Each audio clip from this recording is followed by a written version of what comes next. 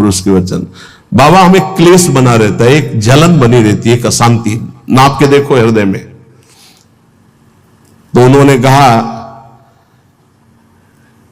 कि राम भजन बिनु सुनहु खगेसा, मिटहि न जीवन केर कलेशा। जैसे पहला ग्रास पाते हैं तो भूख उतनी एक ग्रास की जैसी मिटती है, पर अनुभव में नहीं आती। फिर हम ग्रास पे ग्रास पाते चले जाते हैं, और जब अंतिम ग्रास की स्थिति होती है तब जाके तृप्ति का अनुभव होता है। ऐसे ही उपासक जब पहला भजन शुरू हुआ तो जलन बढ़ती है। ध्यान देना, अगर उसी समय एक कवल पवा करके रोक दिया जाए तो उसको कोई तृप्ति नहीं होगी और परेशानी ऊपर से चित्त में हो जाएगी कि नहीं पा रहा था तो अच्छा था, अब पा रहा था तो भर पेट पाना। ऐसे ही अभी तक भजन नहीं करके विषयों में डूबे थे तो भूले हुए थे, लेकिन अब भजन शुरू किया तो अब जलन शुरू होगी। इतना नाम जप करो कि पेट भर जाए, तब जाके स्वाद आएगा। जिस दिन से भजन शुरू किया उस दिन से भव रोग नष्ट होना प्रारंभ हो गया। व्यर्थ नहीं जाएगा, पर उस नाम का, अंतिम नाम का, जिस समय भगवत साक्षात्कार होगा उसका इंतजार करते हुए नाम जपते रहो, हर कवल खाते रहो, पेट भर रहा है। जब यहां आओगे तब पता खीर कैसी है, पुआ कैसा है, पकौड़ी कैसी है, कचौड़ी उसका स्वाद तब आएगा जब आपका पेट भरने लगेगा। जन्म जन्म के भूखे हो, इसलिए नाम में स्वाद नहीं आ रहा, बिना स्वाद के पाते रहो, यही तुम्हारी अशांति को नष्ट कर देगा। राम भजन बिनु सुनो खगेसा, मिटहि न जीवन केर कलेश। एक एक श्वास में जो तुम नाम जप कर रहे हो, मानो एक एक ग्रास भोजन कर रहे हो, वो तुष्टि पुष्टि क्षुधा निवृत्ति होती चली जाएगी, पर पता चलेगा तब जब आप पेट भर जाएगा। ऐसे ही जब भजन एकत्रित हो जाएगा तो संसार से वैराग्य स्वरूप का बोध और भगवान से प्रेम तीनों हो जाएंगे, तभी पूरी जलन मिटेगी, जब भगवत साक्षात्कार होगा। महाराज जी तो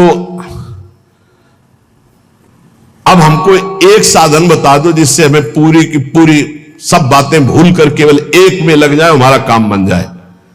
वो कह रहे सुबह से लेकर नींद तक और नींद से लेकर सुबह तक, चेतना से लेकर मृत्यु तक तुम्हारा नाम न छूटे। जितना तुम कार्य करते हो, सब कार्य करते हुए यदि केवल नाम पकड़ लिया तो ये नाम तुम्हें महाभागवत और सिद्ध पुरुष बना देगा। नाम कैसे पकड़ा जाता है? जैसे प्यासे आदमी को खूब अच्छे अच्छे पकवान सामने रख दो, उसे अच्छा नहीं लगेगा, केवल पानी चाहिए, पानी। जैसे भूखे आदमी के पास हीरा जवाहरात दुनिया के सब रख दो, नहीं, भोजन चाहिए, भोजन। ऐसे तुम्हारा नाम में प्रेम हो, उठते बैठते चलते फिरते खाते पीते सब समय नाम नाम नाम, तब तुम्हारे अंदर दिव्यता जागृत हो जाएगी। बाबा, नाम से प्रेम नहीं होता, नाम जपने में मन नहीं लगता। तो तुम जब अपने मन की बुराइयों को पकड़ पाओगे और उनको दूर करोगे, तब तुम्हारी नाम में प्रीति होगी। इसीलिए तो कहते हैं कि खूब सत्संग सुनो। जब तक सत्संग नहीं सुनोगे तो तुम्हें पता ही नहीं चलेगा कि तुम्हारी गलतियां क्या क्या हैं, बुराइयां क्या क्या हैं। सत्संग सुनोगे तो सत्संग से दो बात होती है, अपनी बुराइयों का पता चलता है और उनके त्यागने की बलवृत्ति मिलती है सत्संग से।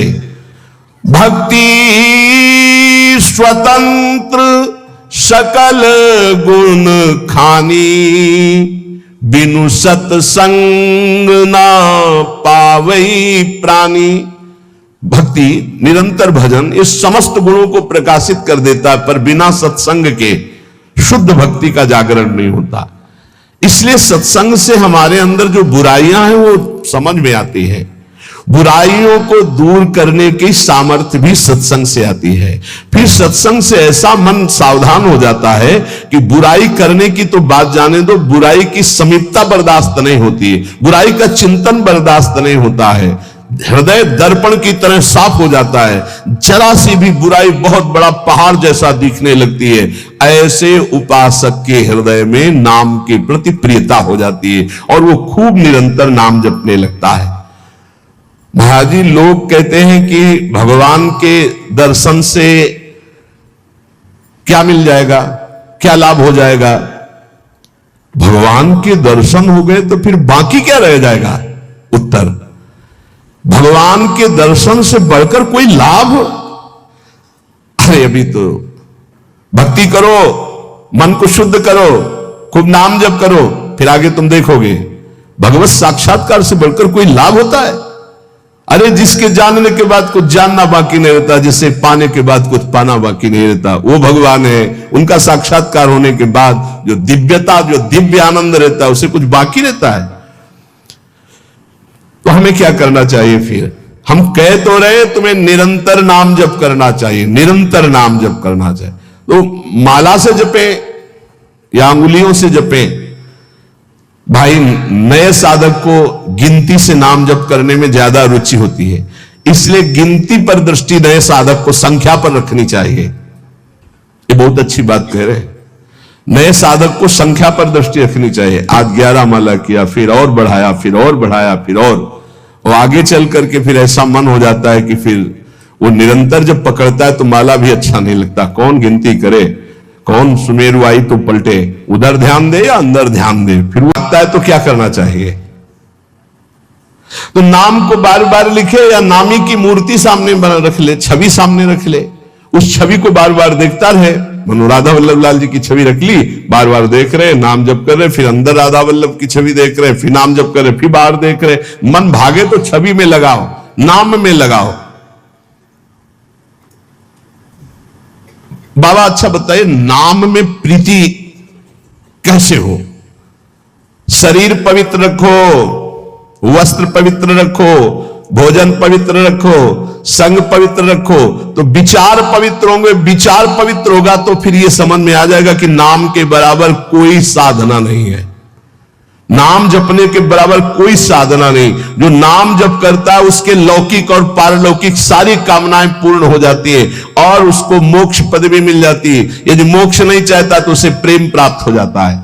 देखो, जैसे सूर्य नारायण उदय होते ही अंधकार नष्ट हो जाता है, ऐसे नाम का प्रकाश होते ही अज्ञान अंधकार नष्ट हो जाता है। पर ये उन्हीं का होता है जिनकी पवित्र दिनचर्या होती है।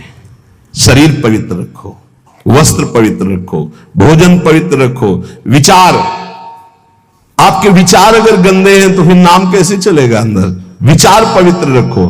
देखो, हम तो कहते हैं जब प्रातः काल उठो तो खूब नाम जप करो, जब सूर्य उदय हो रहे हो तो खड़े होकर उनका आदर करो, अर्घ दो, दंडवत प्रणाम करो। अरे सूर्य भगवान है, सूर्य नारायण है। ये लोग जो सूर्य उदय हो रहे हैं और सो रहे हैं, उनकी श्री कीर्ति आयु सब धीरे धीरे नष्ट हो रही, वो जान नहीं पा रहे। महाराज जी, कोई कहता है कि ज्ञान श्रेष्ठ है, कोई कहता है भक्ति। अरे बाबा, तुम इन बातों में मत फंसो कि ज्ञान श्रेष्ठ है कि भक्ति श्रेष्ठ है। अरे जिससे संसार का चिंतन छूटे और प्रभु की याद आवे वो श्रेष्ठ है। जो तुम पकड़ पाओ, जल्दी करो, नाम जप करो, इसमें मत लगो कि ज्ञान श्रेष्ठ है कि भक्ति श्रेष्ठ है। मर्यादा भगवान के नाम की एक अमोघ है। खूब नाम जप करो, चारों शास्त्र, वेद, पुराण, जितना ज्ञान है सब नाम में भरा हुआ है। तुम जितना नाम जप करोगे उतना आपके हृदय में वो प्रकाशित हो जाएगा। तुम्हारे मन को जैसे विषय खींच रहे ऐसे तुम्हारे मन को नाम खींचेगा। बहुत ध्यान दीजिए, जैसे विषय तुम्हारे मन को खींच रहे, ये भोगू, ये भोगू, ये भोगू, एक दिन नाम ऐसे खींचेगा तुम्हारे मन को, श्री जी से जोड़ देगा। पक्का ऐसा ही है। संसार के भोगों की तरफ से जब ग्लानि होने लगे, घृणा होने लगे, तो समझ जाना कि नाम तुम्हें खींच रहा है प्रभु की तरफ। और अगर ऐसा नहीं हो रहा तो अभी इतना नहीं नाम जप कर पा रहे कि तुम्हारे मन को खींच कर वो प्रभु में लगा दे। जिस प्रकार दीपक को हम जलाते हैं तो वो अपना प्रकाश करता है, और जब सूर्योदय होता है तो उसका अपना प्रकाश होता है। तो अन्य साधक सब दीपक की तरह प्रकाश करते और नाम जब प्रकाश करता है तो सूर्य की तरह प्रकाश करता है। मन का संपूर्ण अंधकार नाम जप से दूर हो जाता है।